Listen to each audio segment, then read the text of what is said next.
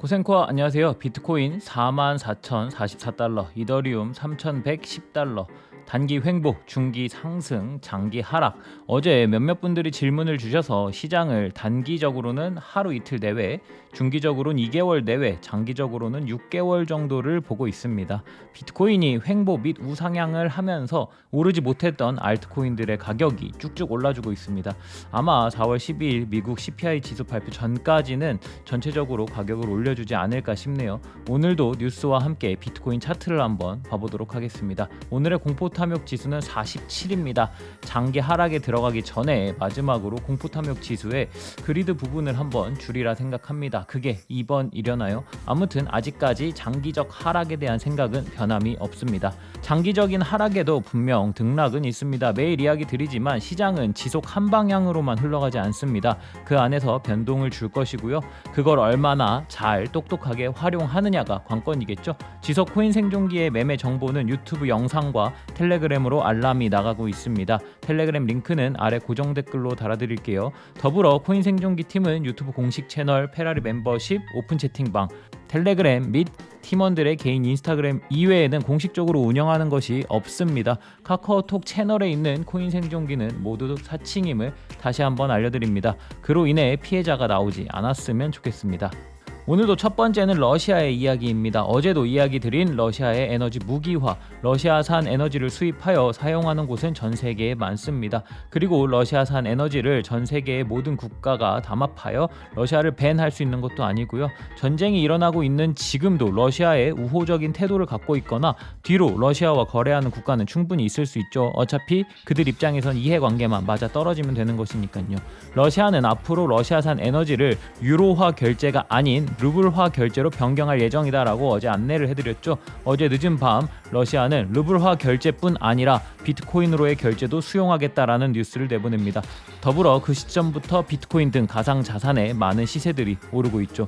뉴욕 증시도 좀 오른 상황입니다. 러시아는 48개의 비우호 국가를 지정하였고 물론 우리도 여기에 들어가 있습니다. 이런 에너지 제공에 대한 문제로 인하여 전 세계는 역시 다시 큰 인플레이션을 이겨내야 할 상황에 놓여져 있습니다.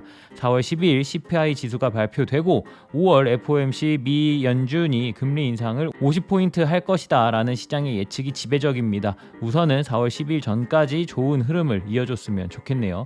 국제 유가는 이런 상황에서 가장 사람들의 관심이 많은 부분 중 하나죠. 현재 골드만삭스는 국제 유가가 200달러를 돌파할 수도 있다라는 이야기를 합니다. 더불어 미국의 경제 침체기에 대한 이야기도 하죠. 국제 유가의 기준인 브렌트유만 보더라도 1년 전에 비해 거의 2배가 올랐으니까요. 대다수 미국 경제 전문가들은 22년 미국 경제는 침체기에 들어갈 것이라는 예상을 하고 있습니다.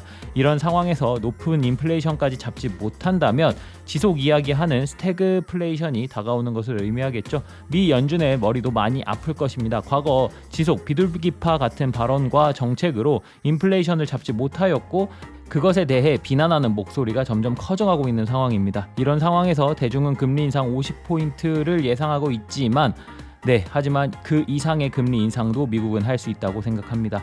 4월 중반부터 이래저래 시장의 변수가 많을 것입니다. SEC가 빠르면 23년에 현물 ETF를 승인할 가능성이 생긴다는 이야기가 나오고 있습니다. 지속 SEC는 선물 ETF에 대한 승인 이후 현물 ETF 승인에는 반려를 하고 있는 상황입니다. 최근 SEC는 규칙 변경에 대해 이야기를 하였고 이것은 모든 유형의 보안거래에 사용할 수 있도록 하는 플랫폼을 포함하여 거래소법을 제정할 것이라는 이야기를 하죠. 이는 가상자산에 대한 내용이며 규제 기관이 투자에 대한 탄탄한 기반을 만들 수 있는 밑바탕이라는 이야기를 합니다. 지속 현물 ETF를 거부하는 법안에 대한 내용이 변경된다는 것이죠. 늘 이야기 드리지만 세력서를 좋아하진 않습니다. 하지만 가상자산의 미래는 너무 밝고 21년 5월부터 중국의 비중이 압도적으로 줄어든 상황이죠. 그 빈자리를 미국이 거의 다 메꾼 상황이고요. 최근부터 시작해서 말이죠. 그들이 만약에 세력이 바뀐 상황이라면 21년 5월부터 현재까지만 보더라도 최저가는 2만 달러 후반대 정도입니다.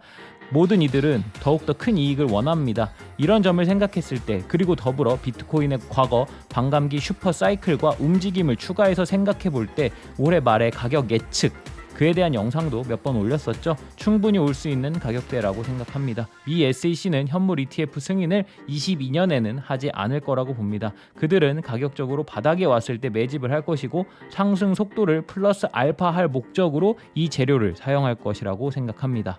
싱가포르 법원에서 처음으로 가상자산을 재산으로 인정하고 피의자의 소유권 금지 명령을 내린다는 뉴스입니다. 이 결과는 생각보다 가상자산 시장에 큰 의미를 남길 것입니다. 700만 달러 가치의 비트코인과 이더리움이 절도된 사건이 생겼고 해당 내용에 대한 법원은 이를 보관하고 있던 두 곳의 가상자산 거래소에 관련 자료를 제출하라는 이야기를 했죠. 점차 가상자산에 대한 이야기는 많이 나올 수밖에 없습니다. 그리고 점점 모든 정부 기관들은 가상자산을 받아들일 수밖에 없을 것이고요. 우리나라도 첫 5천만 원까지 비과세에 대한 법안 개정의 이야기가 어제 나왔습니다. 하지만 현재 윤 당선인의 두 번째 가상자산과 상장 주식 투자 소득을 통산해서 5천만 원의 공제 한도를 적용한다라는 법안 때문에 과세 1년 추가 유예에 대한 이야기가 나오고 있죠. 선정비 후 과세 공약에 대해서 디지털 자산기본법이 제정되지 못하여 투자자 보호를 보장받지 못할 경우 과세 자체를 추가로 미루겠다는 이야기를 하고 있습니다. 사실 지속적으로 이야기를 하는 부분이 이런 내용입니다. 과세, 버는 것에 대한 세금을 내겠다 이해할 수 있습니다. 다만 그에 대한 법안을 만들고 투자자가 어느 정도 기본 보호를 받을 수 있는 상황에서 과세가 진행되는 것이 맞다고 생각합니다. 그리고 솔직히 한마디만 하겠습니다. 현재 같은 가상자산에 대한 이해도를 가진 상태에서 과세는 너무 웃기다고 생각합니다. 어제부터 시작된 트래블룰 자세한 이야기는 주말까지 내용을 정리해서 한번 다음 주에 이야기를 해보도록 하겠습니다. 그리고 현재 정부가 이해하고 움직이는 이런 내용이라면 아직 우리의 갈 길은 멀다고 다시 한번 생각하고 있습니다. 3월 25일 저는 코인생존기의 김비트입니다. 어느덧 3월도 지나고 4월이 다가오고 있습니다. 이제 슬슬 따뜻해집니다. 그럼 코인생존기 오늘도 출발하겠습니다. 가자! 구독, 좋아요, 알림 설정 부탁드립니다. 오늘도 소중한 시간 내주신 구독자, 시청자 여러분들 항상 감사하고 사랑합니다.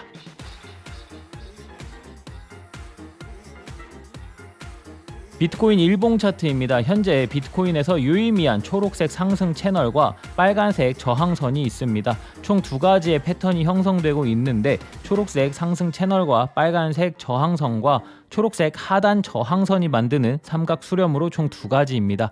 이를 통해 비트코인의 향후 움직임에 대한 경로를 세 가지로 예측을 해보았습니다. 첫 번째는 현재의 반등을 이어나가 빨간 저항선 가격대인 44,900달러 부근을 찍고 재차 하락하여 수렴 안으로 들어오는 모습. 두 번째는 빨간색 저항선을 바로 넘어 초록색 저항선이 위치한 46,600달러까지 상승하고 조정이 나오는 모습.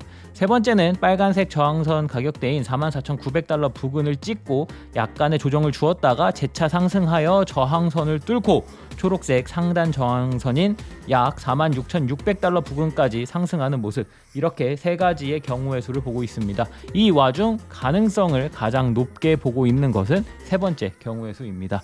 만약 현물이나 롱 포지션이 있다면 빨간색 저항선 부근에서 매도하고 조정이 나왔을 때 재매수하거나 재차 빨간색 선을 넘어줄 때 매수하는 전략을 통해 수익을 얻을 수 있을 것으로 보입니다. 현재 시장은 한 방향으로만 상승하거나 하락하는 움직임이 아니라 큰 틀에서 횡보하는 움직임을 주고 있기에 적절한 매매 전략을 세우며 대응해야 하는 장이라고 생각합니다.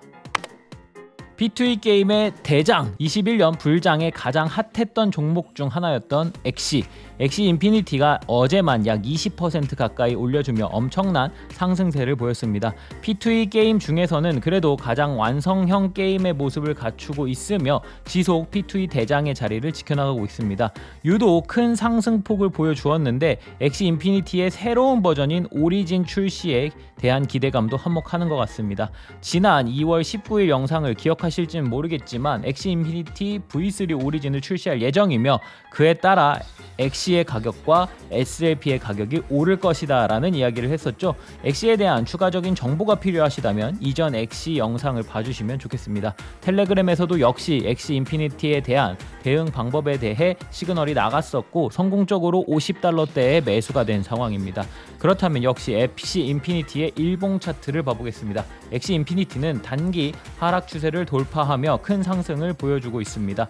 현재 일봉 하락 추세와 일봉 121선의 동안의 저항 구간이며 이 부근에서 조정이 나오거나 횡보할 가능성이 높아 보입니다. 만일 일봉 하락 추세를 돌파하게 된다면 상단 저항은 75달러, 89달러, 110달러 정도를 예상하면 될 것입니다. 무슨 뜻인지 다들 아시죠? 저희 역시 50달러 부근에 매수를 진행하였는데요. 네, 엑시 인피니티 가자! 자, 오늘은 여기까지. 가격적 반등을 많이 해주고 있는 상황에 여기저기 불장이다, 새로운 시즌 시작이니 라는 이야기가 나오지만 아직도 여전히 장기적인 하락 추세를 보고 있는 상황입니다. 이번 가격적 상승에 들고 물력의 신 알트들이 있다면 어느 정도 정리하는 게 어떨까 싶네요. 오늘도 유익한 시간 되셨으면 좋겠고요. 저희를 사랑해주는 모든 분들이 페라리를 사러 가는 그날까지 코인 생존기는 계속됩니다. 쭉.